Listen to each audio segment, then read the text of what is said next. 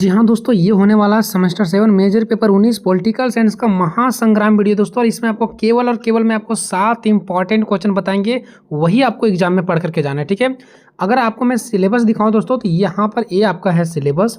ठीक है, और हम आपको इस वीडियो में केवल 7 इंपॉर्टेंट क्वेश्चन बताएंगे और वही आपको एग्जाम में पढ़ के जाना है। ठीक है, तो सबसे पहले देख लेते हो दोस्तों कि कौन कौन सा ऐसा क्वेश्चन है जो इंपॉर्टेंट है और हमको पढ़ करके जाना है। ठीक है, उसके बाद हम इसका आंसर बताएंगे। पहला सामाजिक अनुसंधान, या तो इसको शोध भी कहते हैं। ठीक है, इसको शोध भी कहते हैं। इसका अर्थ बताना है, क्षेत्र और महत्व का वर्णन करना, ये बताना है। यानी सामाजिक अनुसंधान दे सकता है या तो सामाजिक शोध दे सकता है। ठीक है, ये वेरी वेरी इंपॉर्टेंट क्वेश्चन है दोस्तों। इसको बहुत ही अच्छे से मैंने समझाया है, इसको आपको देख लेना है। उसके बाद दूसरा नंबर पर जो सबसे ज़्यादा मोस्ट इंपॉर्टेंट क्वेश्चन है ना, वो है उपकल्पना या परिकल्पना या संकल्पना। एक ही है, ये क्या है, इसके विभिन्न प्रकारों का विवेचना करें।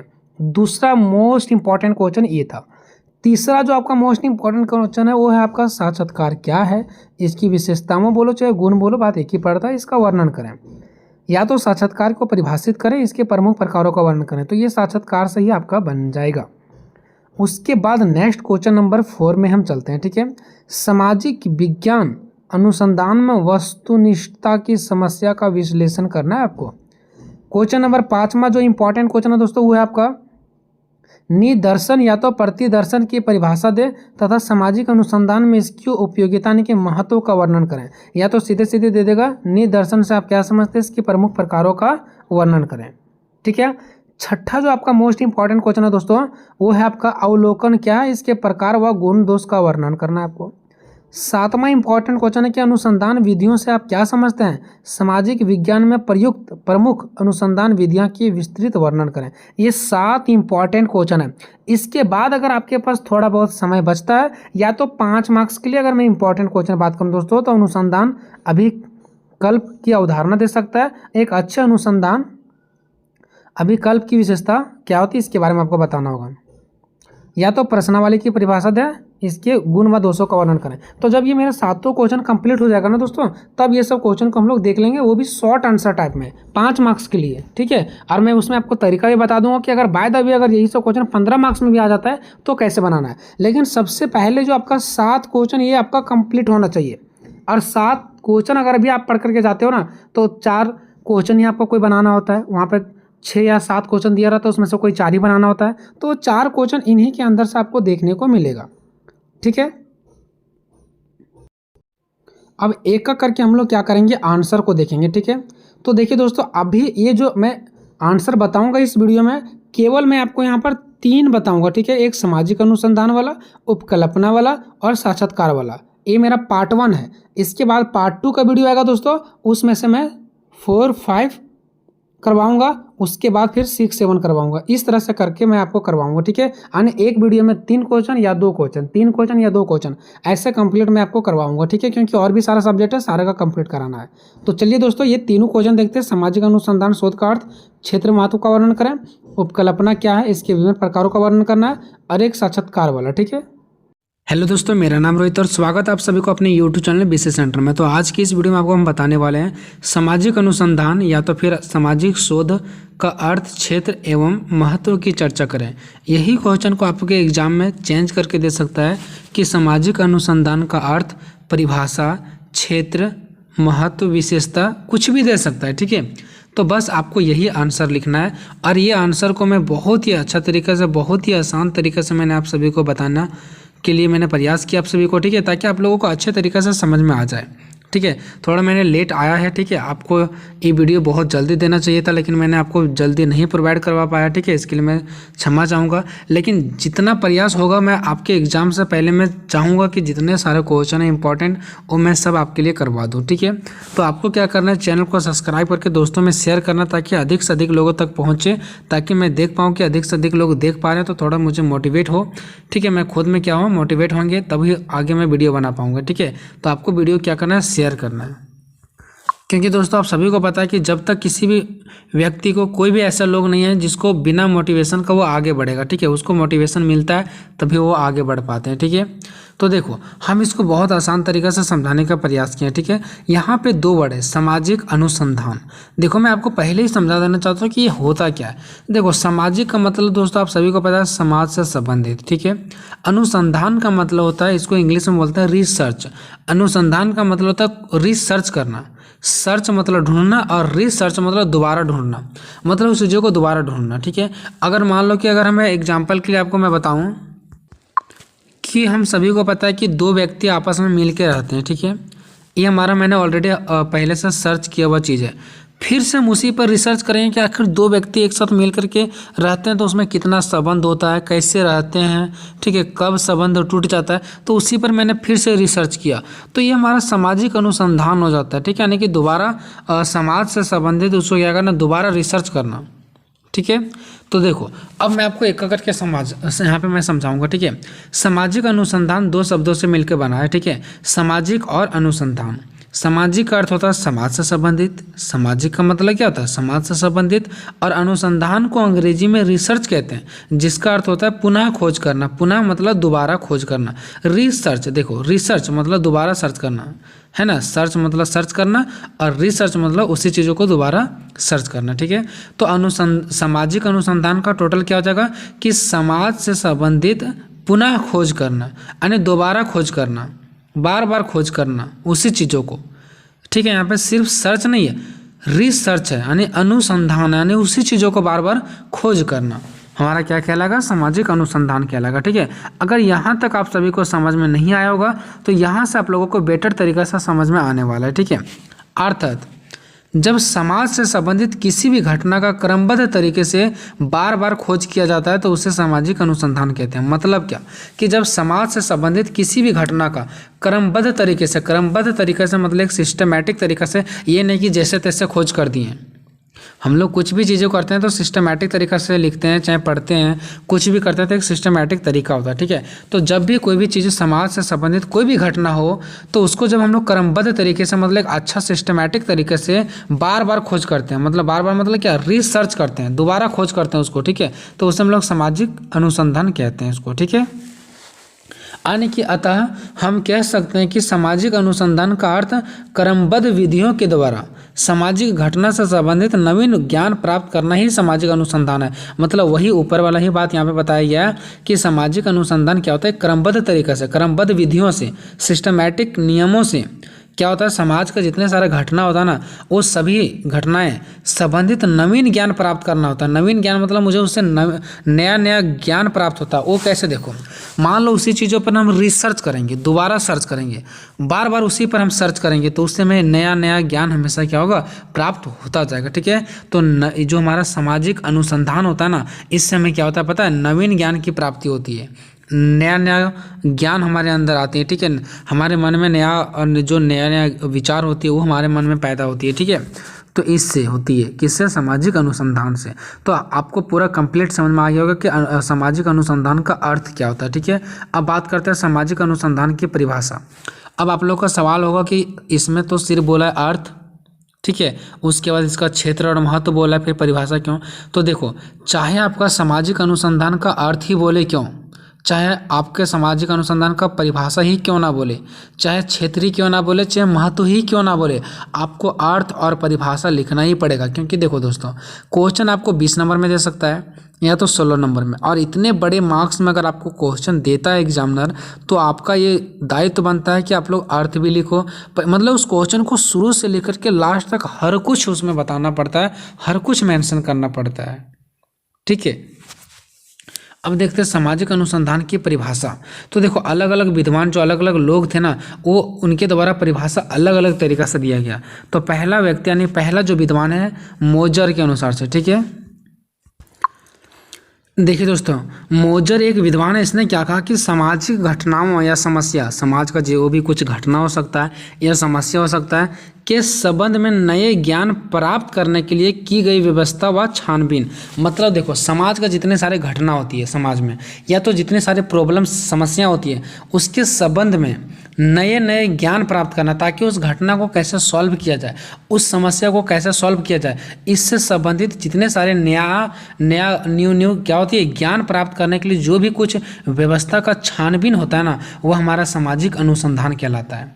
मतलब हमारे समाज में जितने सारे कोई घटना होता है, कोई प्रॉब्लम्स आती है, ठीक है, तो उसको से संबंधित, उस घटना से संबंधित, उस समस्या से संबंधित नए नए ज्ञान की प्राप्ति करने के लिए जो भी व्यवस्था, या तो उसके लिए जो जो छानबीन होता है, ताकि हम नए नए ज्ञान की प्राप्ति कर सकें। उस प्रॉब्लम को हम बचपन से फेस करते आ रहे हैं, लेकिन अब हम चाहते हैं कि उस प्रॉब्लम को एक नई विधि के द्वारा, एक नई तकनीक के द्वारा हम उसको सॉल्व करें। तो उस नई तकनीक के लिए जो व्यवस्था किया जाता है, जो छानबीन किया जाता है, उसी को हम लोग सामाजिक अनुसंधान कहते हैं। सामाजिक अनुसंधान का मतलब होता है रिसर्च करना, उसको दोबारा सर्च करना और अपने ज्ञान को बढ़ाना। ठीक है, तो ये कहना है मोजर के अनुसार से। दूसरा विद्वान है कुक के शब्दों में। तो इसने कुक ने क्या कहा, तो कुक का कहना है कि किसी भी समस्या के संदर्भ में ईमानदारी, विस्तार तथा बुद्धिमानी से तथ्यों, उनके अर्थ तथा उपयोगिता की खोज करना ही शोध है।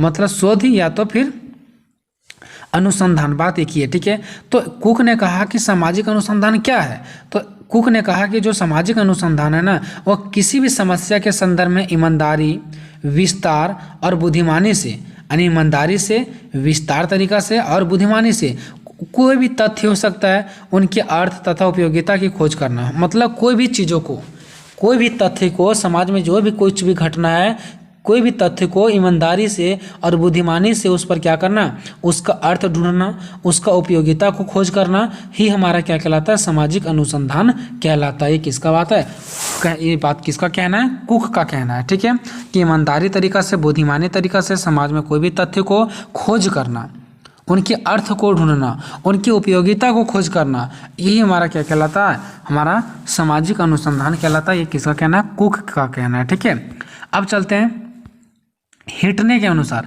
हिटने भी एक विद्वान है, इसने क्या कहा, इसने कहा कि सामाजिक अनुसंधान में मानव समूह के संबंध का अध्ययन होता है। मतलब इसने सिंपल सा बात कहा कि सामाजिक अनुसंधान में किसका अध्ययन होता है, मानव के समूह का, यानी मानव का ग्रुप का क्या होता है, संबंधों का अध्ययन होता है। कि मानव एक दूसरे के साथ कैसा उनका संबंध रहता है, कैसे रहते हैं वो लोग, कैसे खाते हैं, एक दूसरे के बीच में कैसा रिलेशन होता है, उसके संबंध में जो हम लोग अध्ययन करते हैं ना, और जो उससे हमें ज्ञान की प्राप्ति होती है ना, वही हमारा क्या है, ये हमारा सामाजिक अनुसंधान है। ठीक है, तो सामाजिक अनुसंधान में मानव समूहों के संबंध में अध्ययन होता है।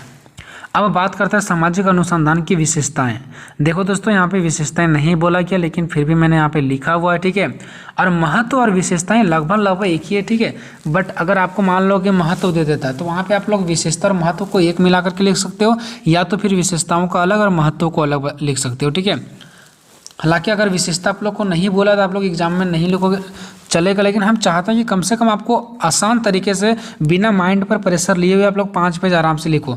तो उसके लिए आपको थोड़ा कुछ एक्स्ट्रा भी लिखना पड़ेगा, ये नहीं कि जो क्वेश्चन बोल रहा है बस वही लिखो। ठीक है, तो देखो सामाजिक अनुसंधान की निम्नलिखित विशेषता है।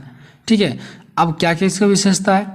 ठीक है, तो देखो पहला कि सामाजिक जीवन से संबंधित, ये जो सामाजिक अनुसंधान होता है वो हमारा किससे संबंधित होता है, तो सामाजिक जीवन से संबंधित होता है। अब ये कोई ज़रूरी नहीं कि आप लोग यही पॉइंट को रट के जाओ और लिख के जाओ, बस इसको आप लोग एक्सप्लेन कर देना, इसको पॉइंट भी आप लोग बना सकते हो सामाजिक जीवन से संबंधित, और इसको अंडरलाइन करके इसके नीचे एक्सप्लेन भी कर सकते हो कि जो सामाजिक अनुसंधान होता है ना, वो सामाजिक जीवन से संबंधित होता है, क्योंकि इसमें मानव समाज के संबंधों का अध्ययन किया जाता है। इसमें सिर्फ और सिर्फ समाजों का ही अध्ययन किया जाता है। ठीक है, उसमें रिसर्च किया जाता है, नहीं कि अनुसंधान किया जाता है। कोई भी समाज में घटना तथ्य होती है, घटती है, तो उसका क्या हो जाता है, अनुसंधान किया जाता है, नहीं उसको रिसर्च किया जाता है। ऐसा चढ़ा बढ़ा के भी लिख सकते हो, तो डायरेक्टली लिख सकते हो ये किससे संबंधित होते हैं, समाज से संबंधित होती है, सामाजिक जीवन से संबंधित होती है। ये विश्वसनीय ज्ञान की प्राप्ति करती है। और ये सामाजिक अनुसंधान में जिस पर हम लोग विश्वास नहीं कर सकते, क्या उसका प्राप्ति किया जाता है, नहीं, बल्कि यहाँ पे विश्वसनीय ज्ञान की प्राप्ति किया जाता है जिस पर विश्वास किया जा सकता है। तीसरा, सामाजिक प्रगति में सहायक, और ये समाज की विकास में, प्रगति मतलब क्या, समाज का विकास करना, तो समाज के विकास में भी ये क्या होती है, सहायक होती है। कौन, सामाजिक अनुसंधान, क्योंकि सामाजिक अनुसंधान का मतलब होता है समाज में दोबारा खोज करना, समाज का दोबारा रिसर्च करना। चौथा है नवीन और प्राचीन तथ्यों की खोज। देखो जो सामाजिक अनुसंधान होता है ना, वो सिर्फ और सिर्फ नए चीज़ों का ही खोज नहीं करती है, बल्कि पुराने तथ्यों का भी खोज करती है। ये नहीं कि बार बार जो खोज करती है, रिसर्च करती है, वो सिर्फ पुराने चीज़ों का ही करती है, नहीं, बल्कि नवीन और प्राचीन यानी कि नया और पुराना दोनों तथ्यों की क्या करती है, खोज करती है। पांचवा वैज्ञानिक चरणों की पालन। और देखो सामाजिक अनुसंधान वैज्ञानिकों के चरणों का भी पालन करता है। वैज्ञानिक मतलब होता है जिस प्रकार से वैज्ञानिक लोग कोई भी चीज़ों का पता करते हैं, जिस तरीका से पता करते हैं, जिस प्रकार से दिमाग लगाते हैं, जिस भी उपकरण का प्रयोग करते हैं, उसी प्रकार का कॉपी करने का प्रयास करती है कौन, सामाजिक अनुसंधान, यानी कि वैज्ञानिकों चरणों का पालन करने का प्रयास करती है। छठा क्या है, इसका अध्ययन करती है, यानी कि सामाजिक अनुसंधान कोई भी तथ्य होता है, कोई भी घटना होती है या कोई भी चीज़ों पर अगर रिसर्च करती है तो सबसे पहले ये जानने का प्रयास करती है कि वो चीज़ें क्या है, पहले इसका अध्ययन करता है, ठीक है, कि आखिर वो चीज़ें है क्या, ठीक है। और निश्चित सी बात है अगर कोई भी घटना को हम लोग पहले ये जानें कि वो चीज़ें आखिर है क्या, ठीक है, इसका अगर अध्ययन करें ना तो उसका हम बहुत बेटर तरीक़े से रिसर्च कर पाएंगे, ठीक है। अब चलते हैं पॉइंट नंबर 7वां की ओर, तथ्यों की भविष्यवाणी। ये जो सामाजिक अनुसंधान होता है ना, वो तथ्यों की, जो हमारे समाज में तथ्य होते हैं, ठीक है, उनका क्या करती है, भविष्यवाणी करती है कि आगे जाकर के ये क्या होंगे, ये हमारे समाज को विकास करवाएंगे या नहीं करवाएंगे, उस तथ्यों के आगे ऑलरेडी भविष्यवाणी ही कर लिया जाता है, ठीक है। समस्याओं के कारणों की खोज। सामाजिक अनुसंधान में आखिर हमारे समाज में ये समस्या कैसे आ रही है, इसके कारण का भी पता लगाया जाता है, ठीक है, कि आखिर ये जो हमारे समाज में समस्या आ रहा है इसको तो सॉल्व करना ही करना है, लेकिन ये जो समस्या आ रही है इसका कारण है क्या, इसका ये पता लगाया जाता है, ठीक है। और 9 नंबर है समस्याओं के समाधान, कि जो भी कुछ समस्या जो हमारे समाज में आता है ना, उस समस्या का समाधान भी करती है कौन, सामाजिक अनुसंधान। ये उस पर भी रिसर्च करती है कि अगर हमारा समाज में कोई समस्या आ जाती है तो उसको कैसे समाधान करना है और उससे हमें कैसे छुटकारा पाना है, ठीक है। तो ये कुछ हमारा था इसकी विशेषता। अब देखते हैं सामाजिक अनुसंधान का क्षेत्र, ठीक है। देखो दोस्तों, बिना रुके हुए इतना मिनट का एक साथ वीडियो बनाने के लिए हम लोग को गला में पूरा मतलब सूखा सूखा महसूस होता है, ठीक है, पूरा गला हम लोग का खींचता है। लेकिन बस आप लोगों से एक ही रिक्वेस्ट करते हैं कि बस चैनल को सब्सक्राइब करके दोस्तों में शेयर करना, ताकि हम लोगों को अंदर से आप लोगों के प्रति मेहनत करने के लिए हम लोग के अंदर से जुनून पैदा हो, ठीक है, ताकि मैं आप सभी के लिए मेहनत कर सकें, ठीक है। इसके लिए मैं आपसे रिक्वेस्ट करता हूँ कि चैनल को सब्सक्राइब करके दोस्तों में ज़रूर शेयर करें। देखो सामाजिक अनुसंधान का विषय क्षेत्र बहुत ही व्यापक और जटिल है। व्यापक मतलब बड़े लेवल पर, और एक जटिल कठिन है।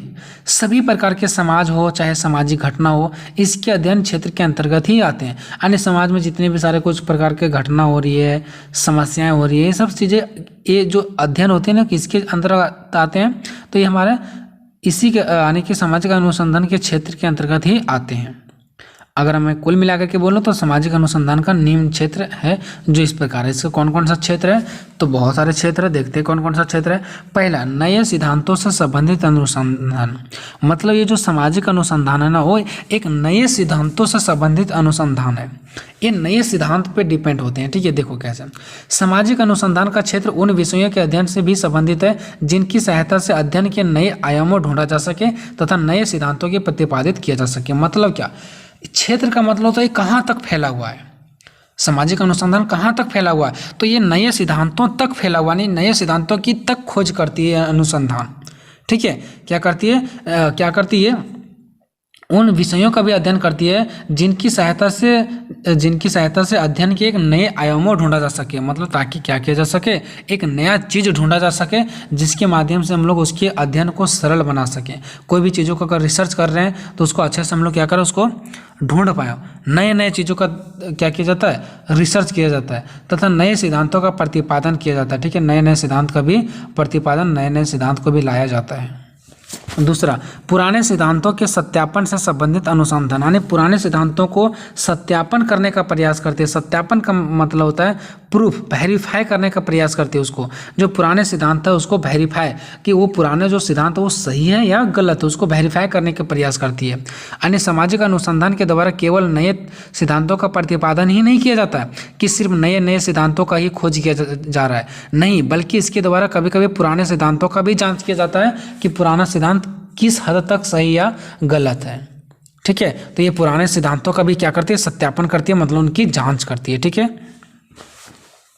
अब तीसरा पॉइंट में हम लोग देखते हैं द्वितीय तथ्यों पर आधारित अनुसंधान। ये जो सामाजिक अनुसंधान है वो दूसरे तथ्य पर भी आधारित है। दूसरे तथ्य पर का कहने का मतलब हुआ दोस्तों कि मान लो कि देखो स्कूल में कितने बच्चे हैं, तो 10 बच्चे हैं। तो अगर हम खुद से जाकर के वहाँ पे सर्च किए, रिसर्च किए और हमने खुद से अगर यहाँ पे कंटेंट किए यानी कि काउंटिंग किए, सॉरी, ठीक है, यानी हम क्लास में गए और खुद से बच्चों लोगों का काउंटिंग किए और पता चला कि 10 बच्चे हैं, तो वो हमारा प्राथमिक तथ्य हो गया। वो हमारा क्या हो गया दोस्तों? प्राथमिक तथ्य। लेकिन मान लो कि अगर कोई दूसरा व्यक्ति वहाँ पे गया और हमें बताया कि हमने उसमें काउंटिंग किए और 10 बच्चे थे, ठीक है, तो द्वितीय तथ्य हो गया। हमने खुद से उस पर रिसर्च नहीं किया, कोई और किया, तो ये द्वितीय तथ्य पर आधारित अनुसंधान, यानी कि ये जो सामाजिक अनुसंधान है ना, ये दूसरे तथ्यों पर भी आधारित है। मतलब ये खुद से भी रिसर्च नहीं करती है, बल्कि दूसरे के रिसर्च किया हुआ चीज़ पर भी ये रिसर्च करती है। तो उसी को बोलते हैं द्वितीय तथ्य पर आधारित अनुसंधान, है ना। यानी कि अनेक सामाजिक अनुसंधान इस प्रकार के होते हैं जिनमें किसी अलग अलग सिद्धांत का प्रतिपादन नहीं किया जाता, बल्कि विद्यमान सिद्धांतों के अंतर्गत ही द्वितीय तथ्य एकत्रित करके उसके विश्लेषण किया जाता है। मतलब द्वितीय क्या होता है? द्वितीय तथ्य एकत्रित करके, मतलब दूसरे के द्वारा जो होती है वो तथ्य एकत्रित करके उन पर ही खुद से विश्लेषण करना स्टार्ट कर देती है, ठीक है। यानी कि जो पहले से देखो किसी अलग अलग सिद्धांत का प्रतिपादन नहीं किया जाता, बल्कि विद्यमान का मतलब ये जो पहले से इनके पास तथ्य अवेलेबल है, दूसरे के द्वारा जो तथ्य अवेलेबल है उसी पर ये क्या कर देती है? विश्लेषण करना यानी रिसर्च करना शुरू करती है। तो ये कहीं ना कहीं हम बोल सकते हैं कि जो सामाजिक अनुसंधान है वो द्वितीय तथ्यों पर भी क्या है? आधारित है, यानी कि दूसरे के द्वारा जो जांच करके लाया जाता है उस पर भी ये जांच करती है। एंड लास्ट हमारा चौथा है प्रयोगात्मक पद्धति पर आधारित अनुसंधान। ये मतलब प्रयोग भी करती है। ये जो सामाजिक अनुसंधान है वो क्या करती है? प्रयोग भी करती है। यानी सामाजिक अनुसंधान का एक उल्लेखनीय क्षेत्र प्रयोगात्मक पद्धति पर आधारित अनुसंधान कार्यों से संबंधित है। मतलब ये कोई भी चीज़ों का अगर रिसर्च करते हैं तो ये प्रयोग भी करके देखती है। ये नहीं कि बिना प्रयोग किया हुआ चीज़ों को वो रिसर्च कर देती है, ऐसा नहीं होता, ठीक है। अब हम लोगों ने यहाँ से टोटल 4 क्षेत्र पढ़ा है इसका, ठीक है। तो इस प्रकार से हम कह सकते हैं कि जो सामाजिक अनुसंधान के उपयुक्त क्षेत्र से स्पष्ट होता है, उपयुक्त मतलब ऊपर दिए गए जो 4 हम लोग ऊपर पढ़े क्षेत्र, उससे स्पष्ट होता है कि आज सामाजिक अनुसंधान का क्षेत्र निरंतर व्यापक होता जा रहा है, मतलब बढ़ता जा रहा है, बड़े लेवल पर बढ़ते जा रहा है सामाजिक अनुसंधान, ठीक है। अब देखते हैं दोस्तों सामाजिक अनुसंधान का महत्व। तो सामाजिक अनुसंधान का महत्व निम्नलिखित है। अज्ञानता का नाश। देखो जो अज्ञानता है मतलब जो हमारे अंदर भ्रष्ट चीज़ें बैठा हुआ, जो हम लोग गलत चीज़ों को मान रहे हैं, उसको सबसे पहले नष्ट करता है। क्यों? क्योंकि सामाजिक अनुसंधान में सही सही चीज़ों को रिसर्च किया जाता है, और जब सही चीज़ों का रिसर्च होगा तो इससे हमारे अंदर जो अज्ञान बैठा हुआ है, जो हमारे अंदर गलत चीज़ बैठा हुआ वो नाश होगा, ठीक है, और सही चीज़ भरेगा। जैसे बिल्ली रास्ता काट देती है तो गलत होगा, लेकिन वैज्ञानिकों का कहना है कि ऐसा कुछ भी नहीं है। तो इस चीज़ों को हम लोगों ने सीखा। तो जो हमारे अंदर बैठा हुआ था कि बिल्ली रास्ता काटेगी तो गलत होगा, इस चीज़ों को हमको नाश करना है ना। तो वैज्ञानिक ज्ञान से गलत ज्ञान का क्या होता है? विनाश हो जाता है। जब हमारे अंदर वैज्ञानिक ज्ञान आएगा ना तो इससे हमारा जो अंदर गलत चीज़ें बैठा हुआ है ना उसका विनाश हो जाएगा। दूसरा, ज्ञान की प्राप्ति होगा। सामाजिक अनुसंधान से नवीन ज्ञान मिलता है, नए नए विचार ज्ञान मिलता है, ठीक है। तीसरा, वैज्ञानिक अध्ययन, यानी सामाजिक अनुसंधान का तीसरा महत्व सामाजिक समस्याओं के वैज्ञानिक अध्ययन है और विश्लेषण से संबंधित है। कि जब भी हमारे सामाजिक अनुसंधान का मतलब क्या होता है? रिसर्च करना। तो समाज में जितनी सारी समस्या आती है ना उसका वैज्ञानिक अध्ययन और विश्लेषण होता है, यानी कि वैज्ञानिक तरीके से उसका अध्ययन किया जाता है, उस पर रिसर्च किया जाता है ना। और आधुनिक युग में यानी कि अभी के समय में विज्ञान का युग है। अभी का समय में क्या है? विज्ञान का युग है। इस युग में प्रत्येक अध्ययन को तब तक स्वीकार नहीं किया जा सकता है जब तक वैज्ञानिक आधार पर ना हो। यानी कि अभी के टाइम में कोई भी चीज़ों को तब तक सही नहीं माना जा सकता है जब तक उस पर वैज्ञानिक अपना तरीका से उसको सही नहीं बताए, ठीक है। चौथा क्या है? भविष्यवाणी करने में सहायक। अब देखो ये क्या होता है? जो सामाजिक अनुसंधान होता है ना वो भविष्यवाणी करने में क्या होती है? सहायक होती है, ठीक है। तो सामाजिक अनुसंधान भविष्यवाणी करने में सहायक होती है। कभी कभी समाज को भविष्य के बारे में जानकारी नहीं होती है, ठीक है, कि हमें भविष्य में क्या करना है, समाज में भविष्य में क्या करना है इसकी जानकारी नहीं होती है। तो इस कारण समाज को आगे बढ़ाने में कठिनाइयों का अनुभव करना पड़ता है। तो इस कठिनाई से बचाता कौन है? सामाजिक अनुसंधान। ये भविष्य के बारे में बताती है, ठीक है। पांचवा है समाज कल्याण, यानी समाज कल्याण आधुनिक समाज की जरूरत है। अभी के समय में समाज का कल्याण होना बहुत जरूरी है, ठीक है। और इसका कल्याण तभी होगा जब वो हमारा सामाजिक अनुसंधान होगा, ठीक है। छठा है समाज सुधार में सहायक। और सामाजिक अनुसंधान से क्या होती है कि हमारे समाज में सुधार होती है, ठीक है। तो सामाजिक शोध से, यानी सामाजिक शोध मतलब क्या, सामाजिक अनुसंधान से प्राप्त ज्ञान की व्यवहारिक उपयोग समाज सुधार और प्रशासन करता है, यानी कि हमारे इससे क्या होता है, हमारे समाज में सुधार आती है। यहाँ से ये क्वेश्चन खत्म हो गया दोस्तों। नेक्स्ट आपको हम बताने वाले हैं उपकल्पना क्या है, इसके विभिन्न प्रकारों की विवेचना करें, या तो फिर यही क्वेश्चन आपको चेंज करके दे सकता है कि परिकल्पना क्या है, इसके प्रकारों की वर्णन करें, ठीक है। उपकल्पना या परिकल्पना बात एक ही पड़ता है, क्योंकि आप सभी को पता होगा कि जब भी हम लोग कोई काम करते हैं तो उससे पहले हमारे मन में एक कोई कल्पना आती है, उसी को तो हम लोग परिकल्पना कहते हैं ना। जैसे फॉर एग्जांपल के लिए, अगर मान लो कि आप नए नए गाड़ी सीख रहे हैं, ठीक है, तो गाड़ी सीखने से भी पहले आपके मन में कुछ कल्पना आता होगा कि फॉर एग्जांपल हम गाड़ी सीखने जा रहे हैं, हो सकता है कि अगर गाड़ी को हम रास्ते से किनारे कर दें तो क्या होगा, या तो फिर हम गाड़ी चलाने जा रहे हैं तो हम किन किन बातों का ध्यान रखेंगे, बहुत प्रकार का आपके मन में कल्पना आता होगा, ठीक है। आप नए नए कहीं स्कूल जाते हैं तो उससे पहले आपको बहुत सारे कल्पना आता होगा, आप नए नए कहीं जॉब के लिए जाते हैं तो इससे पहले आपको कुछ ना कुछ कल्पना आता है, ठीक है। तो हर एक काम को करने से पहले कल्पना के माध्यम से ही होता है। जब तक कोई कल्पना नहीं होगा तब तक आगे का काम सक्सेस नहीं होगा, ठीक है। अगर हम लोग पढ़ने भी जाते हैं तो हम लोग के अंदर एक कल्पना आता है कि आज हम लोग अच्छे से पढ़ेंगे, इस टाइप से पढ़ेंगे, उस टाइप से पढ़ेंगे, तो पढ़ने से पहले भी कल्पना करते हैं, है ना। तो वही चीज़ यहाँ पे परिकल्पना का बात किया गया, ठीक है। तो देखते हैं कि सबसे पहले इसका अर्थ क्या होता है, ठीक है। तो परिकल्पना का अर्थ है, परिकल्पना का शाब्दिक अर्थ है पूर्व चिंतन, मतलब कोई भी काम करने से पूर्व चिंतन करना, मतलब उस पर विचार करना। चिंतन मतलब विचार करना, पूर्व चिंतन मतलब पहले चिंतन विचार करना, ठीक है। वह चिंतन जो अनुसंधान के पहले, देखो जहाँ भी अनुसंधान आएगा इसका मतलब होता है रिसर्च करना, कोई भी चीज़ों पर दोबारा रिसर्च करना, ठीक है।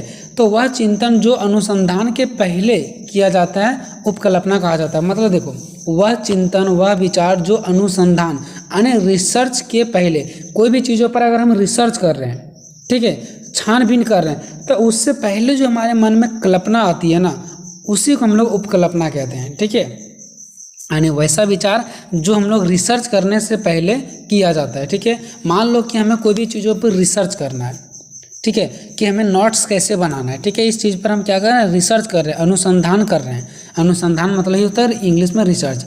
तो मान लो कि मैं इस चीज़ पर रिसर्च कर रहा हूँ कि मुझे नोट्स कैसे बनाना है, तो इससे पहले हमारे मन में कुछ विचार आएगा कि पहले मैं स्केल से लाइन खींचना है, हमारे पास 2 पेन होना चाहिए। तो यही चीज़ें जो हमारे मन में विचार आता है ना अनुसंधान से पहले, यानी कि रिसर्च से पहले, वही हमारा क्या होता है, परिकल्पना कहलाता है। और हाँ, इस बात को ध्यान रखना कि रिसर्च को आगे बढ़ाने में मदद करता है कौन, परिकल्पना। क्योंकि जब तक हम लोग परिकल्पना नहीं करेंगे ना, जब तक हमारे मन में कोई विचार नहीं आएगा ना, तब तक हम लोग कोई भी चीज़ों को अच्छे से रिसर्च नहीं कर पाएंगे।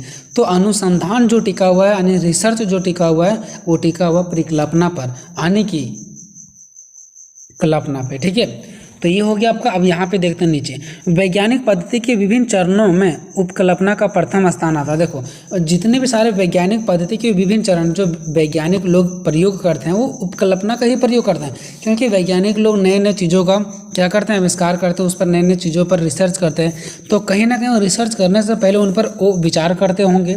तो कहीं ना कहीं वैज्ञानिक पद्धति के विभिन्न चरणों में भी उपकल्पना का महत्वपूर्ण स्थान आता है, ठीक है। नेक्स्ट पॉइंट क्या है कि यह वैज्ञानिक मान्यता है कि परिकल्पना से ही अध्ययन शुरू होता है। देखो, वैज्ञानिक लोगों का ये कहना ना कि परिकल्पना से ही हमें अध्ययन शुरू करते हैं और उपकल्पना के साथ ही इसका समापन हो जाता है, ठीक है। मतलब वैज्ञानिक लोगों ने भी ये बात कह दिया कि कोई भी चीज़ों को शुरुआत करते हैं ना, तो उपकल्पना के साथ ही करते हैं, और अगर उसका समाप्ति भी करते हैं तब भी उपकल्पना। क्योंकि कोई चीज़ को अगर हम समाप्त करने वाले होते हैं तब भी हमारे मन में कोई ना कोई विचार जरूर आता है, ठीक है। तो हर एक चीज़ पर रिसर्च करने से पहले जो हम लोग कल्पना करते हैं ना, उसी को हम लोग क्या बोलते हैं, परिकल्पना कहते हैं, ठीक है। और तो फिर उपकल्पना कहते हैं। इस प्रकार सामाजिक अनुसंधान में, अनुसंधान मतलब रिसर्च में, तो जो समाज में जितने भी सारा रिसर्च होता है उस सभी में उपकल्पना का अत्यधिक महत्व है। यानी सामाजिक अनुसंधान में, सामाजिक अनुसंधान का मतलब होता है रिसर्च। तो समाज में जो रिसर्च होता है ना, उसमें उपकल्पना का अत्यधिक महत्व है। और सिर्फ समाज में नहीं, हर एक वो क्षेत्र जहाँ पे रिसर्च होता है वहाँ पे उपकल्पना का महत्वपूर्ण स्थान होता है। क्योंकि बिना उपकल्पना का रिसर्च हो ही नहीं सकता। हम लोग खाने भी जाते हैं वहाँ तक भी हम लोग कल्पना करते हैं। खाने से पहले भी हम लोग माइंड में क्या करते हैं, कल्पना करते हैं कि हमें कितना खाना आज नहीं खाना, हर प्रकार का कल्पना करते हैं। चाहे वो कल्पना सही भी हो सकता है, गलत भी हो सकता है, कुछ भी हो सकता है, ठीक है, बट हम लोग उपकल्पना जरूर करते हैं। अब देखते हैं उपकल्पना की परिभाषा। देखो दोस्तों, ये विद्वानों के द्वारा दिया गया कुछ परिभाषा, तो ये सब चीज़ें में हम आसान या तो फिर हार्ड अपने ओर से नहीं कर सकते हैं, क्योंकि ये कुछ लोगों के द्वारा, कुछ विद्वानों के द्वारा दिया गया चीज़ है, ठीक है। तो जिस भाषा में उसने दिया उसी भाषा में हमको यहाँ पे लिखना पड़ता है, ठीक है। तो गुड एंड हैट के अनुसार, गुड एवं हैट के अनुसार, तो देखेंगे कि गुड एवं हैट ने क्या कहा। तो इसने कहा उपकल्पना इस बात का वर्णन करती है कि हम आगे क्या देखना चाहते हैं, है ना। उपकल्पना हमें इस बात की याद करती है, इस बात की वर्णन करती है कि आगे हम क्या देखना चाहते हैं। एक उपकल्पना भविष्य की ओर देखती है, जो उपकल्पना होती है वो किसकी ओर देखती है, एक भविष्य की ओर देखती है। यह सही भी सिद्ध हो सकती है और गलत भी, और जो उपकल्पना होती है ना वो सही भी सिद्ध हो सकती है और गलत भी सिद्ध हो सकती है, ठीक है। चलो दूसरा है लंडबर्ग के अनुसार, ठीक है। तो देखते हैं यहाँ पे लंडबर्ग ने क्या कहा, ठीक है। तो इसने कहा कि उपकल्पना एक काम चलाऊ निष्कर्ष है जिसकी सत्यता की परीक्षा अभी बाकी है। मतलब देखो, ये जो विद्वान थे इसने साफ साफ तौर पे कह डाला कि उपकल्पना एक काम चलाऊ निष्कर्ष है। और निश्चित सी बात है, काम चलाऊ निष्कर्ष है। क्यों? क्योंकि हर एक, मान लो हमें कुछ आगे काम करना, तो उससे पहले हम लोग माइंड में कल्पना करते हैं, क्या वो माइंड में जो हमने किया है वो सही निकलेगा, हो सकता है वो गलत निकले। हम सोच रहे हैं कि चलो साइकिल से कोडरमा जा रहे हैं, तो हमारे मन में विचार आ रहा है कि जल्दी पैदल चलाएंगे तो हम कोडरमा पहुंच जाएंगे, चाहे तो फिर कहीं भी हमें कोई भी हमें अगर क्षेत्र में जाना तो हम लोग वहाँ पे पहुंच जाएंगे, ठीक है। तो क्या ये जरूरी है कि हम लोग उस, मेरा जो बात है वो सही ही होगा, लेकिन मैंने एक कल्पना मान के चला कि हम लोग स्पीड से पैदल चलाएंगे, लेकिन ये एक कम चलाऊ है, इसको हम एक्चुअल में नहीं मान सकते, ठीक है। तो ये कम चलाऊ निष्कर्ष है जिसकी सत्यता की परीक्षा अभी बाकी है, लेकिन इसका सही क्या है इसकी परीक्षा भी बाकी है। हाँ, जब हम पैदल मार के कोडरमा पहुंच जाएंगे, तो जिस स्थान पर हम जा रहे हैं उस स्थान पर अगर हम पैदल मार के पहुंच जाएंगे, तब हम बोलेंगे कि हाँ, जो मैंने कल्पना किया था वो कम चलाऊ बिल्कुल सत्य निकला। लेकिन कल्पनाएं जो होती है वो कम चलाऊ होती है और इसकी सत्यता की परीक्षा कभी होती नहीं है, ठीक है। क्योंकि जब वो बात सही हो जाएगा तो फिर हम लोग कल्पना नहीं करेंगे ना। आखिर कोई बात अगर सत्य हो जाएगा तो फिर हम लोग कल्पना नहीं करेंगे। मान लो हम जिस स्थान पर जा रहे हैं पैदल मार के चल गए, तो हमारा कल्पना सत्य होगा, तो फिर वो सत्य में बदल गया, फिर वो कल्पना वहाँ अलग हो गया चीज़ें, ठीक है। तो कहीं ना कहीं कहने का मतलब मेरा ये हुआ कि जब तक हमारे मन में सही है कि गलत है ये विचार रहता है, तभी तक हम लोग कल्पना करते हैं। जब हमारे मन में ये बात होता है कि नहीं ये 100% सत्य है, तो वहाँ कल्पना होता ही नहीं है। पीएच मन के अनुसार, तो इसने क्या कहा, इसने कहा उपकल्पना एक कम चलाऊ अनुमान है। इसके पहले वाले विद्वानों ने कहा एक कम चलाऊ निष्कर्ष है, जबकि इसने कहा कम चलाऊ अनुमान है, जो हम लोग काम चलाने के लिए अनुमान लगाते हैं। क्लिंजर ने क्या कहा, इसने कहा परिकल्पना दो या दो से अधिक चरों के पारस्परिक संबंधों के बारे में एक कथन है। मतलब इसने क्या कहा, दो या दो से अधिक चरों के पारस्परिक संबंधों के बारे में कथन है। मतलब इसने क्या कहा कि दो या दो से अधिक चरों के पारस्परिक एक दूसरे के संबंध के बारे में एक कथन है। तो यहाँ पे मैंने टोटल 4 विद्वान के बारे में बताया। 4 में से आप लोग 2 या 4 कोई भी आप लोग 2 या तो 3 वो, या तो कोई ज़रूरत नहीं कि 4 का 4 ही आप लोग याद करके जब 2 कर लो या तो 3 कर लो, ठीक है। ज़्यादा से ज़्यादा 2 कर लेना या 3 कर लेना, ठीक है। 2 विद्वान का या तो फिर 3 विद्वान का याद कर लेना। अब देखो इसके बाद भी कुछ वीडियो आएगा, जैसे क्या हो गया आपका आयत चित्र हो गया, ठीक है, हिस्टोग्राम जिसको बोलते हैं, ठीक है। तो इस प्रकार से ये और भी वीडियो आएंगे, ठीक है, जो कि बहुत इजी लैंग्वेज में समझाने का प्रयास करेंगे।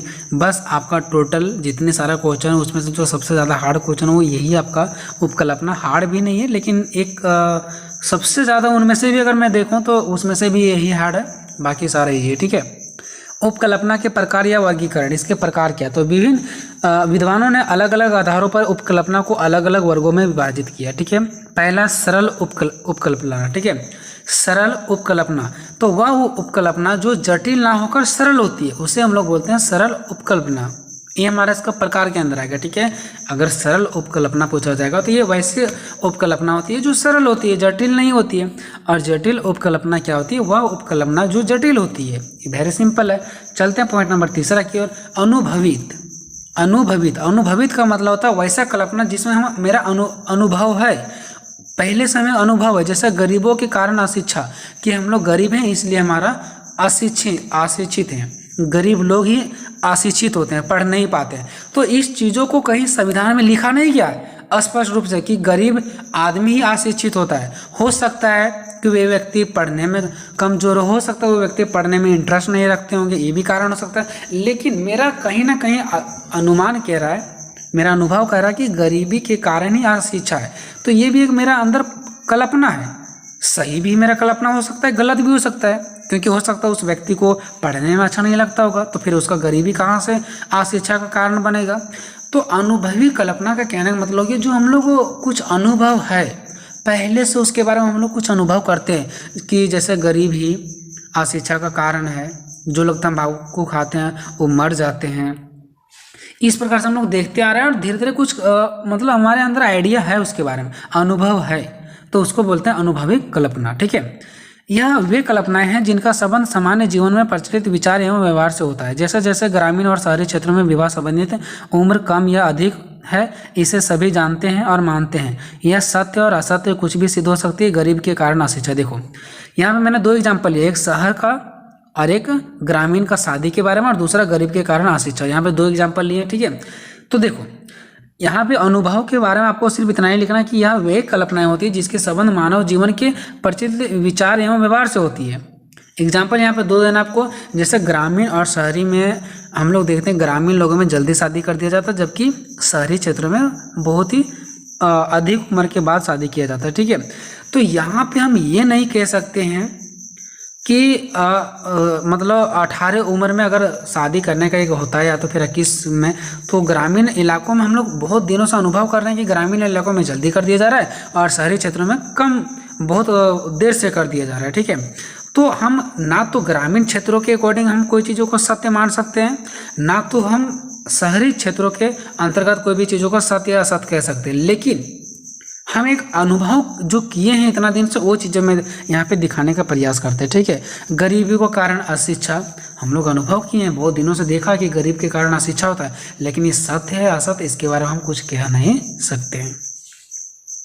ठीक है, मैंने बहुत सारा पॉइंट लिखा, इसमें से कुछ पॉइंट आपको नहीं भी समझ में आ सकता है तो उसको आप लोग छोड़ भी सकते हो। ठीक है, चौथा है कार्यकारी उपकल्पना। एक कार्यकारी उपकल्पना क्या? यह अनुसंधानकर्ता का मतलब हो गया जो रिसर्च करता है, रिसर्चकर्ता जो कोई भी चीज़ों का छानबीन करता है उसको बोलते हैं अनुसंधानकर्ता। तो यह अनुसंधानकर्ता के प्रारंभिक अनुमान पर आधारित है। किस पे है? कार्यकारी मतलब क्या? कार्य करना। ये प्रारंभिक अनुमान पर आधारित है, क्योंकि कोई भी कल्पना जब हम लोग कार्य नहीं करेंगे तो फिर आगे होगा नहीं। तो कार्यकारी उपकल्पना जो होती है वो पहली यानी शुरुआती अनुमान पर आधारित है। जब उपकल्पना को सिद्ध करने के लिए पर्याप्त जानकारी उपलब्ध नहीं होती है तब इसका निर्माण होता है। देखो क्या होता है ना, जब कोई भी कल्पना हम मान लिए, ठीक है, चलो कल्पना कर लिए, अब उसको कोई भी सिद्ध करने के लिए कोई पर्याप्त जानकारी उपलब्ध नहीं है। हम कोई कल्पना कर लिए और उसको सही सिद्ध करने के लिए कोई मेरे पास ठोस सबूत नहीं है, तब कार्यकारी उपकल्पना का प्रयोग किया जाता है। ठीक है, पांचवा अनुसंधान उपकल्पना। तो यह 2 या अधिक चरणों, यहाँ पे चरणों लिखा गया, ठीक है, चरों होगा, ठीक है, चरों, इसमें चर की बात किया गया। ठीक है, आप लोग मैथ में पढ़े होंगे चर राशि, ABCD का अक्षर, जैसा मान लेते हैं कि माना कि x, माना कि आफ्ताब का उम्र y, ठीक है, तो चर मतलब ABCD का अक्षर माना जाता है। ठीक है, और हम लोग जब भी कल्पना करते हैं तो ABCD का अक्षर ही करते हैं, इसलिए चर यहाँ पे आप लोग समझ सकते हो। ठीक है, देखो यह 2 या अधिक चरों के मध्य अनुमान पर आधारित संबंधों को व्यक्त करती है। अनुसंधान उपकल्पना क्या है? 2 या 2 से अधिक चरों के मध्य अनुमान पर आधारित संबंधों को क्या करती है? व्यक्त करती है। ठीक है, देखो दोस्तों ये उनके प्रकार है। क्या है? उनके प्रकार है। अब आप लोग को लग रहा होगा कि ये चीज़ समझ नहीं आ रहा, आप अच्छे से समझा भी नहीं रहे, तो ये चीज़ें प्रकार है। ठीक है, और प्रकार है तो जो चीज़ें लिखा गया वही चीज़ें मैं आपको बता सकता हूँ ना। मैं आपको बता दिया कि चर का मतलब क्या होता है, और चीज़ें जो आपको समझ में नहीं आ रहा होगा, मुझे तो ऐसा नहीं लगता, मैं अपने ओर से बहुत अच्छे तरीके से समझाने का प्रयास कर रहा हूँ, बट थोड़ा मैंने बताया कि क्वेश्चन थोड़ा अटपटांग है। ठीक है, छठा नकारात्मक उपकल्पना। देखो जिसमें 2 चरों के मध्य नकारात्मक सहसंबंध प्रकट किया जाता है, जैसे अशिक्षा कारण गरीब नहीं। देखो नकारात्मक उपकल्पना। देखो दोस्तों, आपको घबराना नहीं है, वीडियो पूरा देखो। मैंने यहाँ पे बहुत सारा पॉइंट लिखा, उनमें से अगर आपको ज़्यादा एक नहीं समझ में आएगा, दो समझ नहीं आएगा, तीन नहीं समझ में आएगा, बाकी तो समझ में आएगा ना। नकारात्मक उपकल्पना का मतलब होता है नकारात्मक, जैसे हम आपको उल्टा बात बोल रहे थे वो नकारात्मक हो गया। तो जिसमें दो चरों के मध्य नकारात्मक सा संबंध प्रकट करता है, ठीक है, दो चरों के बीच कैसा नकारात्मक सा संबंध प्रकट करता है, ठीक है। जैसे अशिक्षा का कारण गरीब नहीं है, अगर कोई व्यक्ति आपके पास आएगा कहेगा अशिक्षा का कारण गरीब नहीं है, तो उसको आप क्या बोलोगे? आप बोलोगे, क्योंकि गरीबी का कारण अशिक्षा ही है। लेकिन ये क्या कह रहे हैं कि अशिक्षा गरीबी का कारण नहीं है, तो ये बिल्कुल गलत है। तो इसलिए नकारात्मक उपकल्पना होती है। जो थोड़ा गलत हमको लगता है ना, जो हमको मेरा मन को थोड़ा गलत लगता है, वो उसको बोलते हैं नकारात्मक उपकल्पना। अगर कोई कह देगा कि बच्चों को काम पर भेजना चाहिए, तो ये हमारा उपकल्पना क्या है? नकारात्मक उपकल्पना है, क्योंकि बच्चों को काम पर नहीं भेजना चाहिए। सातवां शून्य उपकल्पना, यानी इसका अर्थ होता है शून्य या तो फिर नहीं के बराबर, ठीक है। दो चरों के बीच कोई सहसंबंध नहीं होता है, दो चरों के बीच जब कोई सहसंबंध नहीं होता तो उसको बोलते हैं शून्य उपकल्पना, ठीक है। आठवां वैकल्पिक उपकल्पना, यह क्या होता है? तो यह दो परिकल्पनाओं, एक अनुसंधान यानी जो रिसर्च होता है, और एक शून्य का समूह होता है। ये दो कल्पनाओं का समूह होता है, एक अनुसंधान यानी रिसर्च और शून्य का समूह होता है, उसको बोलते हैं वैकल्पिक उपकल्पना, ठीक है। वैकल्पिक उपकल्पना किसको बोलते हैं? जो रिसर्च और शून्य का समूह होता है। नौवां सांख्यिकी उपकल्पना। देखो सांख्यिकी हम लोग गणित में पढ़ते, ठीक है, तो गणितीय उपकल्पना जिसमें संख्या का बोध होता है उसको हम लोग सांख्यिकी उपकल्पना कहते हैं, ठीक है। 10वां है द्विचरीय उपकल्पना। तो दो चरों के मध्य संबंध स्थापित करना हो तो उसे हम लोग बोलते हैं द्विचरीय उपकल्पना, ठीक है। दो चरों के मध्य संबंध स्थापित करना हो तो द्विचरीय उपकल्पना कहलाता है, ठीक है। तो यहाँ से हमारा चैप्टर ये हमारा जो क्वेश्चन है वो यहाँ से हमारा द एंड यानी कि क्वेश्चन खत्म हो गया। इस वीडियो में हम आपको बताने वाले हैं कि साक्षात्कार क्या है, इसकी विशेषताओं या तो फिर गुणों का वर्णन कीजिए, ठीक है। यही क्वेश्चन को कई प्रकार से चेंज करके आपको दे सकता है, ठीक है। ऐसे भी दे सकता है कि साक्षात्कार का अर्थ, परिभाषा और इसके गुणों का वर्णन करें। तो किसी भी तरीका से चाहे क्वेश्चन घुमा करके क्यों ना दे दे, ठीक है। बस आपको ये देखना है कि साक्षात्कार लिखा हुआ है, ठीक है, तो आपको आंसर यही पे डालना है, ठीक है। और ये हमारा सोशियोलॉजी का क्वेश्चन है, ठीक है। और भी मैं क्वेश्चन जल्द लाऊंगा, ठीक है। बस आपको क्या करना है, चैनल को सब्सक्राइब करके दोस्तों में शेयर करना है, ठीक है। देखो, आपको साक्षात्कार का मतलब कई लोगों को समझ में नहीं आता होगा, ठीक है। साक्षात्कार का इंग्लिश होता है इंटरव्यू। तो आप लोग ये समझो इंटरव्यू क्या है, साक्षात्कार क्या मतलब हम लोग क्या पढ़ेंगे, इंटरव्यू क्या है। अब इंटरव्यू के मतलब तो आप लोग को समझ में आ गया होगा कि इंटरव्यू क्या होता है, ठीक है। जब हम लोग किसी भी व्यक्ति से कुछ पूछताछ करते हैं मतलब क्या हो गया, वो हमारा इंटरव्यू हो गया, ठीक है। तो हमें इंटरव्यू के बारे में बताना है, ठीक है। लेकिन इंटरव्यू के बारे में तो बताना है लेकिन समाज से रिलेटेड, क्योंकि हम लोग पढ़ रहे हैं समाज शास्त्र यानी सोशियोलॉजी, ठीक है। तो इंटरव्यू हमें समाज से संबंधित चीज़ों के बारे में पढ़ना है। इंटरव्यू में हमें समाज से संबंधित चीज़ों का ही अध्ययन करना है, ठीक है। तो देखो, अब यहाँ पे हम लोग सबसे पहले जानने का प्रयास करेंगे कि साक्षात्कार का अर्थ, फिर देखेंगे परिभाषा, फिर विशेषताएं, ठीक है। क्योंकि देखो क्वेश्चन जो है ना वो 16 नंबर में या 20 नंबर में देगा, ठीक है।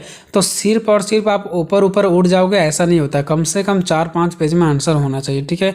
और 16 से 20 नंबर में अगर आपको क्वेश्चन देता है तो आपका ये दायित्व बनता है कि आप लोग शुरू से लेकर के सीरियल बाय क्वेश्चन का आंसर करो, ठीक है।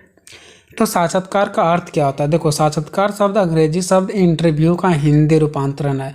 मतलब साक्षात्कार का इंग्लिश क्या होता है? इंटरव्यू होता है, और इसका हिंदी साक्षात्कार होता है, ठीक है। इंटरव्यू दो शब्दों से मिलकर बना, इंटर प्लस व्यू से मिलकर बना, ठीक है। जिसमें इंटर का मतलब होता है आंतरिक और व्यू का अर्थ होता है अवलोकन करना, मतलब आंतरिक अवलोकन करना। सिंपल सी बात है, इसलिए साक्षात्कार का शाब्दिक अर्थ होता है आंतरिक अवलोकन करना। इंटर मतलब आंतरिक और व्यू मतलब अवलोकन करना, किसी भी चीज़ों के बारे में जानना। जैसे व्यू, कि वो मेरा व्यू ले रहा है, हम उसका व्यू ले रहे हैं। तो जब हम किसी व्यक्ति के बारे में अंदर की कुछ बातें जानने का प्रयास करते हैं तो उसको बोलते हैं व्यू, और अंदर की बातें को जानते हैं तो हो गया इंटरव्यू, मतलब आंतरिक अवलोकन, अंदर की बातें, ठीक है।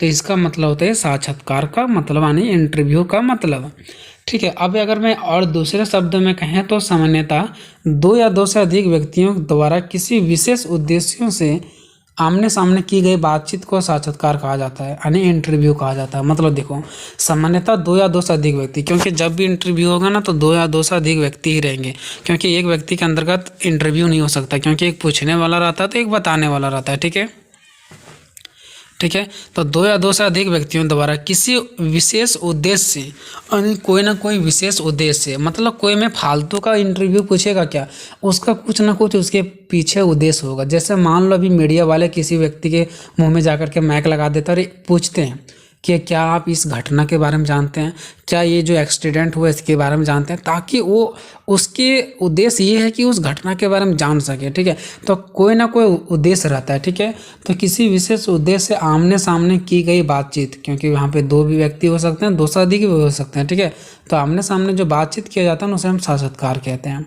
मतलब दो या दो से अधिक व्यक्ति किसी विशेष उद्देश्य के आधार पर क्या होती है, आमने सामने जो बातचीत करती है वो हमारा क्या कहलाती है, इंटरव्यू कहलाती है, यानी कि साक्षात्कार कहलाता है। ठीक है, अब देखो यहाँ पे क्या लिखा गया है कि साक्षात्कार एक मौखिक प्रश्नावली है। देखो हम लोग जब बुक में पढ़ते हैं तो प्रश्नावली लिखा रहता है 6.1 6.2, तो लिखा हुआ प्रश्नावली रहता है। लेकिन जो साक्षात्कार है ना, यानी इंटरव्यू ना, वो एक मौखिक प्रश्नावली, मतलब लिखा हुआ नहीं रहता है। लिखित मतलब होता है लिखा हुआ, मौखिक मतलब होता है बिना लिखा हुआ। ठीक है, तो ये साक्षात्कार जो इंटरव्यू होता है, क्या लिखा हुआ रहता है क्या नहीं, ये मुंह से बोल करके इसको सॉल्यूशन किया जाता है। ठीक है, कहीं आप लोग का एग्ज़ाम होता है, इंटरव्यू होता है, तो वहाँ पे लिखा एक लिखित तो पेपर होता ही होता है, इसके साथ एक मौखिक भी होता है, यानी कि बिना लिखने वाला। ठीक है, बोलने वाला। तो साक्षात्कार एक मौखिक प्रश्नावली है जिसमें हम किसी भी व्यक्तियों के विचारों को लिखने के बजाय उसके सम्मुख रखकर बातचीत करने का प्रयास प्राप्त करते हैं। ठीक है, मतलब क्या कि जो इंटरव्यू है ना, वो एक मौखिक प्रश्नावली है। ठीक है, जो लिखा हुआ नहीं रहता है, जिसमें हम किसी भी व्यक्तियों के विचारों को, जिस इंटरव्यू के द्वारा क्या होता है, किसी भी व्यक्तियों के हम विचारों को लिखने की बजाय उनके विचारों को हम लिख करके नहीं, बल्कि उसके सम्मुख रख करके बातचीत करके हम क्या करते हैं, प्राप्त करते हैं। समझ रहा है, यहाँ पे आप लोगों को समझ में आ रहा होगा कि किसी भी व्यक्ति का जो विचार होता है ना, वो हम लिख करके नहीं, बल्कि उससे हम बातचीत करके उनके विचारों को समझने का क्या करते हैं, प्रयास करते हैं। ठीक है, ये नहीं कि वो लिख करके हमको अपने विचार बताएगा, नहीं, बल्कि वो हमें क्या करती है कि वो हमें अपने कुछ बातों को हमें बताती है, और उस बातों को हम सुन करके उनके अंदर की विचारों को समझने का प्रयास करते हैं। ये हमारा होता है इंटरव्यू। ठीक है, तो इंटरव्यू का मतलब आप लोग का भली भांति बहुत अच्छा तरीका से इसका अर्थ आप लोगों को समझ में आ गया होगा। ठीक है, अब देखते हैं इंटरव्यू आने के साक्षात्कार की परिभाषा। तो यहाँ पे अलग अलग दो विद्वान आपको दिख रहे होंगे, दो व्यक्ति का नाम, यानी विद्वान लोग, समाजशास्त्री लोग। एक है गुडे एवं हार्ट के अनुसार, ये दो यहाँ पे नाम है, गुडे एवं हार्ट के अनुसार, और दूसरा है चैपलिन के अनुसार। ये दोनों ने क्या कहा साक्षात्कार पे, क्या फिर इंटरव्यू क्या है, इसका परिभाषा ये दोनों ने किस प्रकार से दिया। तो गेट एवं हॉट के अनुसार इसने कहा कि साक्षात्कार मूल रूप से सामाजिक अंतःक्रिया की एक प्रक्रिया है। मतलब गुड्डे एवं हॉट के अनुसार इसने कहा जो इंटरव्यू होता है ना, वो मूल रूप से सामाजिक अंतःक्रिया, मतलब समाज के एक अंदर की क्रिया की एक प्रक्रिया है। क्योंकि आप सभी को पता है इंटरव्यू का मतलब होता है आंतरिक अवलोकन। तो गुडे एवं हॉट ने कहा ये समाज की आंतरिक अवलोकन है, मतलब समाज के अंदर की अवलोकन, अंदर समाज के अंदर का व्यू है, समाज के अंदर का व्यू, यानी कि इंटरव्यू, समाज का इंटरव्यू है। ठीक है, ये समझ में आ रहा होगा आप लोगों को। ठीक है, कि साक्षात्कार मूल रूप से सामाजिक का क्या है, इंटरव्यू है। दूसरा चैपलिन के अनुसार, चैपलिन का कहना है कि साक्षात्कार आमने सामने होने वाला वह वार्तालाप है कि जो एक व्यक्ति दूसरे व्यक्ति से क्या करते हैं, वार्तालाप करती है। तो चैपलिन का यही कहना है कि साक्षात्कार आमने सामने होने वाले वह वार्तालाप है जिसका उद्देश्य तथ्यपूर्ण सूचना प्राप्त होता है। ठीक है, यानी अगर दो व्यक्ति बैठे हुए हैं आमने सामने, ठीक है, तो जब आमने सामने बैठे हुए तो वो वार्तालाप करेंगे, और वार्तालाप करेंगे तो ये हमारा इंटरव्यू है। ठीक है, और वार्तालाप करेंगे तो कोई मतलब फालतू चीज़ों पर बात नहीं करेंगे, उसी चीज़ों पर बात करेंगे जिसका तथ्यपूर्ण सूचना प्राप्त करना है। ठीक है, जिसका उद्देश्य क्या होता है, तथ्यपूर्ण, कि तथ्यों के अनुसार हम क्या करें, सूचना प्राप्त करें, मतलब उससे हम पूछें और सूचना प्राप्त करें। जैसे मान लो मीडिया वाले होते हैं तो जाते हैं, वार्तालाप करते हैं, बैठ करके किसी लोगों से पूछते हैं कि क्या आप इस घटना के बारे में जानते हैं, तो वो बताता है। तो कहीं ना कहीं तथ्यपूर्ण सूचना प्राप्त करने के लिए मीडिया वाले वहाँ पे जाते हैं, ताकि हम हर एक चीज़ों को, कब घटना घटा, कितने लोग मरे, कितने लोग घायल हुए, इसके बारे में हमें एक तथ्यपूर्ण सूचना प्राप्त हो सके।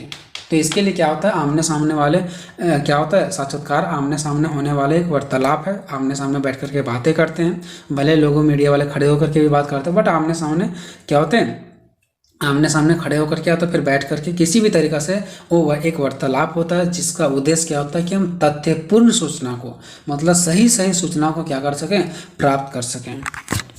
अब देखते हैं साक्षात्कार की विशेषताएं, या तो फिर साक्षात्कार की गुण भी दे सकता है, ठीक है। तो आप लोगों को घबराना नहीं है, ठीक है। किसी भी तरीक़ा से क्वेश्चन घुमा करके दे देगा, बट आपको आंसर यहीं पे लिखना है, ठीक है। तो साक्षात्कार की देखते हैं हम लोग विशेषताएं, जिसको हम लोग गुण बोलते हैं। तो साक्षात्कार की निम्नलिखित विशेषताएं, ठीक है। अब देखो दोस्तों, आपको सिर्फ पॉइंट याद रखना है, बाकी मैंने इधर क्या लिखा वो आपको ध्यान नहीं देना। पॉइंट नंबर क्या है, पहला, सभी स्तर के लोगों को सूचना प्राप्ति, बस आपको यही याद रखना है। आपको याद करके जाना साक्षात्कार की विशेषता और गुण में पहला नंबर सभी स्तर के लोगों को सूचना प्राप्ति। बाकी इसके नीचे मैंने क्या इसको एक्सप्लेन किया वो आपको याद करने की जरूरत नहीं है, ठीक है। तो चलो मैंने याद कर लिया कि पहला इसका पॉइंट क्या है, सभी स्तर के लोगों से सूचना प्राप्ति, यानी हर एक स्तर के लोगों के, चाहे वो लोग पढ़े लिखे लोग हों, चाहे दूसरे स्तर के लोग पढ़े लिखे ना भी हो सकते हैं, कोई पढ़े लिखे भी हो सकते हैं, कोई अनपढ़ भी हो सकता है। तो ये जो इंटरव्यू होता है ना, वो सभी के लिए होता है। तो इसका पहला गुण क्या है कि सभी स्तर के लोगों से सूचना हम प्राप्त कर सकते हैं, जो पढ़े लिखे हैं वो भी और जो पढ़े लिखे नहीं हैं वो भी। लेकिन अगर मैं बात करूँ लिख करके, तो लिख करके सिर्फ वही व्यक्ति हमें दे सकता है सूचना जो पढ़े लिखे है, लेकिन जो पढ़े लिखे नहीं है उसके लिए तो ये नहीं हो सकता है, ठीक है। तो जो पढ़े लिखे नहीं उसके लिए वो तो सिर्फ बोल के ही हमें अपने बातों को बता सकता है ना, तो ये इंटरव्यू के माध्यम से ही बता सकता है, ठीक है। तो देखो, इंटरव्यू के द्वारा शिक्षित हो चाहे अशिक्षित हो तथा विभिन्न संस्कृतियों से संबंधित सभी प्रकार के लोगों से संपर्क कर सूचना प्राप्त की जा सकती है।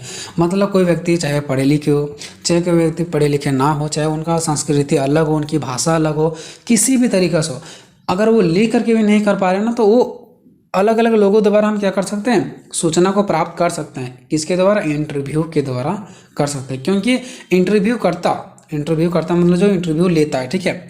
इंटरव्यू करता प्रश्नों को उनकी बुद्धि एवं स्तर के अनुसार समझाकर वांछित उत्तर प्राप्त कर सकता है। मतलब क्या होता है, देखो, अगर कोई व्यक्ति का भाषा अलग है तो इंटरव्यू करता जो होता है उसी की भाषा में बोलेगा और उससे उसका अंदर की बातों को क्या करेगा, प्राप्त करेगा, उसका आंसर को प्राप्त करेगा। तो इंटरव्यू करता क्या होता है ना, यानी कि जो पूछने वाला व्यक्ति होता है, ठीक है, वो अपने भाषा से, अपने तरीके से क्वेश्चन उसको समझा करके उससे क्या करता है, बातें को वांछित उत्तर आने को, उसका आंसर को क्या करता है, प्राप्त करने का प्रयास करता है, ठीक है। तो बस आप लोग यही समझो कि सभी स्तरों के लोगों से सूचना प्राप्त, कि हर एक लोगों के, चाहे उनका भाषा अलग हो, उनकी संस्कृति अलग हो, पढ़े हो चाहे नहीं पढ़े हो, हर तरीक़ा से उससे अलग अलग लोगों से क्या किया जाता है, सूचनाएं को प्राप्त किया जाता है, ठीक है। ये पहला पॉइंट हो गया आपका। दूसरा पॉइंट है भूतकालीन घटनाओं का अध्ययन। अब देखो यहाँ पे इसका आंसर मैंने बहुत लंबा लिखा है, लेकिन बस आपको उधर याद नहीं रखना है, बस आपको याद रखना पॉइंट नंबर 2 क्या है, भूतकालीन घटनाओं का अध्ययन। अब देखो, साक्षात्कार के माध्यम से, यानी कि इंटरव्यू के माध्यम से क्या होता है पता है, भूतकालीन घटनाओं का अध्ययन होता है। भूतकालीन मतलब जो बहुत पहले घटना घट चुका है, पास्ट में, 1947 में, 1942 में, 1950 में, मतलब आज से कई साल पहले जो घटना घट गया, ठीक है, उसका भी हमें क्या मिलता है, सूचनाएं प्राप्त होती है। उस घटना का भी हम लोग अध्ययन कर पाते हैं, किसके माध्यम से, इंटरव्यू के माध्यम से। क्यों, मान लो 1947 का लड़ाई हुआ, ठीक है, हमारे देश को आज़ाद कराने के लिए, स्वतंत्रता कराने के लिए, ठीक है, हमारा देश स्वतंत्र हुआ, कई नेता वहाँ पे मरे, कई नेताओं ने देखा कि किस प्रकार से हम लोगों को झेलना पड़ा। क्या हम लोग वहाँ पे झेलने के लिए तो नहीं गए थे, बस हम लोग जानते हैं कि हाँ ऐसे ऐसे कठिनाइयाँ होता। तो इस चीज़ों का अध्ययन कि 1947 में क्या हुआ नहीं हुआ, इसका इंटरव्यू कौन दे सकता है, जो लोग वहाँ पे शामिल थे वही दे सकता है ना, ठीक है। तो वो लिख करके उतना आपको नहीं दे सकता है, जितना बेटर हो आपको यानी इंटरव्यू के माध्यम से दे सकता है। तो कोई भी भूतकालीन घटना, यानी कि कोई भी पास्ट की जो घटना होती है ना, उसका भी अध्ययन हम लोग कर सकते हैं, किसके माध्यम से, इंटरव्यू के माध्यम से। वो कैसे, सो देखो, इंटरव्यू के द्वारा भूतकाल में घटनाओं में उनके प्रभावों का अध्ययन किया जा सकता है। क्योंकि कई घटनाएं ऐसी होती है ना जिनकी दोबारा घटित होना असंभव है। क्योंकि 1947 की घटना हुआ तो क्या वो दोबारा घटना हो सकता है क्या, अगर दोबारा होता आज भी होगा तो आज हम लोग देख लेंगे, लेकिन दोबारा घटना होना असंभव है। उनके बारे में जानकारी प्राप्त करने के लिए हमें उन लोगों का इंटरव्यू लेना होगा जिन्होंने उस घटना को देखा है। आखिर 1947 की घटना घटा तो हमें उन लोगों का ही सहायता लेना पड़ेगा ना, उन्हीं लोगों का इंटरव्यू लेना पड़ेगा ना जो 1947 की घटना को देखा था, ठीक है, उससे संबंधित रहे होंगे अथवा प्रभावित हुए होंगे। मतलब उन्हीं लोगों को हमें चुनना है जो उस घटना को देखा होगा, या तो उस घटना से प्रभावित हुए होंगे या तो उस घटना से संबंधित होंगे। जैसे मान लो कि भारत को स्वतंत्रता प्राप्त करने के लिए किन किन कठिनाइयों से गुजरना पड़ा, यह बात हम उन लोगों के साथ इंटरव्यू द्वारा ज्ञात कर सकते हैं जो स्वतंत्रता संग्राम में शामिल थे। ठीक है, ये बात आपको स्पष्ट पता चल गया होगा कि कोई भी भूतकाल घटना का अध्ययन हम लोग करते हैं और उनका अध्ययन हम लोग इंटरव्यू के माध्यम से ही कर पाते हैं, क्योंकि उन लोगों से हमें इंटरव्यू लेना पड़ता है और उसके ज्ञान को हम क्या कर सकते हैं, प्राप्त कर सकते हैं। तीसरा, अमूर्त घटनाओं का अध्ययन। अमूर्त घटनाओं का मतलब होता है वैसी घटना जिसका प्रमाण नहीं है, बिना प्रमाण का सत्य माना जाता है। ठीक है, तो ये हमारा क्या होता है, इंटरव्यू के माध्यम से हो सकता है। ठीक है, क्योंकि किताब में जो चीज़ें लिखा रहता है ना, जो चीज़ें लिखते हैं हम लोग, वो चीज़ें हमेशा प्रमाण के साथ ही लिखा जाता है, बिना प्रमाण का नहीं लिखा जा सकता है। लेकिन इंटरव्यू में बिना प्रमाण का चीज़ें भी बोल सकते हैं, क्योंकि हम लोग बोल दिए, ये कहीं तो लिखा नहीं है कि बाद में अगर गलत हो गया तो उसको मिटाना पड़ेगा। ठीक है, तो अमूर्त घटनाओं का भी अध्ययन होता है इंटरव्यू के द्वारा। हम अमूर्त और अदृश्य घटना मतलब जिसको हम लोग नहीं देख पाए हैं, उस घटना का भी अध्ययन कर सकते हैं, क्योंकि कहीं हम किताब में थोड़ी लिख रहे हैं कि वहाँ घटना में 2 लोग मारे गए, तो चलो पहले बढ़िया से छानबीन कर लेते हैं कि 2 ही लोग मारे गए कि ज़्यादा मारे गए, ताकि फिर बाद में मिटाना ना पड़े। लेकिन हम लोग का बात रह गया इंटरव्यू का, तो हम लोग बोल देंगे हाँ लगभग 2 कोई मरे थे। अब हो सकता है पता चले बाद में कि 3 लोग मरे थे, तो हम लोग इंटरव्यू है, कहीं लिखे थोड़ी नहीं है।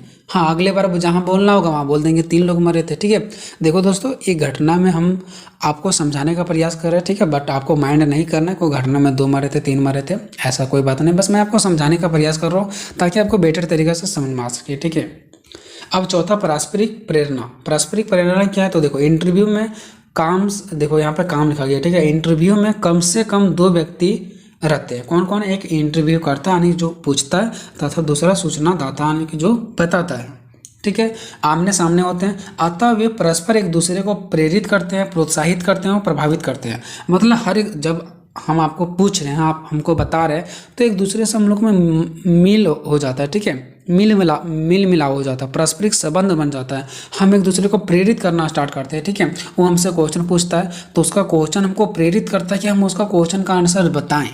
जो वो हमसे प्रश्न किया उसका आंसर हमको जवाब देना है, तो हमें प्रेरित करते हैं, उसका क्वेश्चन हमें बताने के लिए प्रोत्साहित करते हैं, प्रभावित करते हैं। तो एक दूसरे से हम लोग क्या होता है, पारस्परिक प्रेरणा बन जाता है। ठीक है, 5वां, सूचनाओं का सत्यापन। और कोई भी सूचनाओं का सत्यापन भी इंटरव्यू के माध्यम से किया जाता है। सत्यापन का मतलब होता है जांच पड़ताल। ठीक है, तो इंटरव्यू में सूचनादाता द्वारा, यानी इंटरव्यू जब लिया जाता है, जो सूचना देता है व्यक्ति, जो वहाँ पे बैठा हुआ जो सूचना उसको दे रहा है, ठीक है, उसके द्वारा दी गई सूचनाओं को विश्वसनीय है, सत्यता इंटरव्यू के द्वारा ही ज्ञात किया जा सकता है। देखो, जो व्यक्ति, जैसे मान लो हम किसी व्यक्ति से कुछ पूछ रहे हैं, ठीक है, तो हो गया सूचनादाता, वो हमें सूचना दे रहा है, तो उसका सूचना जो दे रहा है उसमें उसका बातों में कितना सच्चाई है, कितना विश्वास किया जा सकता है, उसकी जांच हम उसी टाइम कर लेते हैं। मान लो हम माइक लेकर के गए इंटरव्यू लेने के लिए, पूछें तो पता चला कि हाँ ये बात सही हो सकता है, तो ठीक है, हम मेरे माइंड में भी चलता है कि नहीं सही है। लेकिन जो बात मुझे गलत लगता है उसमें हम तुरंत उसका टोकन करते हैं, उसका हम क्वेश्चन करते हैं कि नहीं ऐसा नहीं हो सकता है।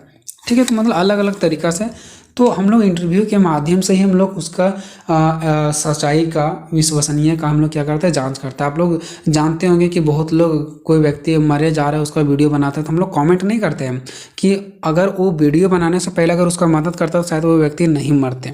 ऐसा करते कि नहीं करते? तो क्या यहाँ पे हो क्या रहा है कि वो इंटरव्यू वहाँ पे चल रहा है, हम लोग तुरंत उस इंटरव्यू को देख करके पकड़ ले कि कितना सच्चाई और कितना गलती है।